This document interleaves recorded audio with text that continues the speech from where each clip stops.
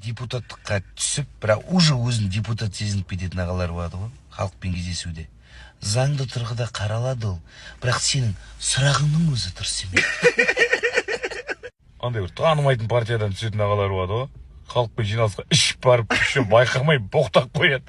Сосын ана партия кандидатурасын алып тастайды.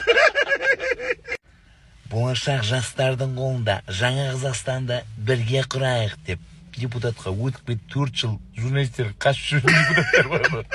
Жас балалар тілге жатып алған. Өзін депутаттыққа ұсынып, өзі жарнасын төлеп, өзі плакатын шопыр екеу іліп жүретін ағалар болады. Андай бір талай жерде қызмет істеп саған партияның атынан ұсынылған бір ағалар болады ғой. Халықпен кездесу кезде өзі дым сөйлемейді, көмекшілер сөйлеп отырады.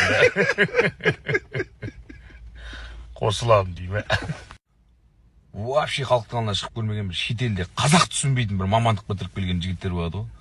Құрметті сайлаушылар, маған дауыс беріңіздер. Андай ауданнан ұсынып отқан ағалар болады ғой, осылай да. Сайлау халықтың кездесу маңызды емес та, содан кейінгі дастархан маңызды да. Опырып тамақшы болады, қалай барашка, нормально айттым ба?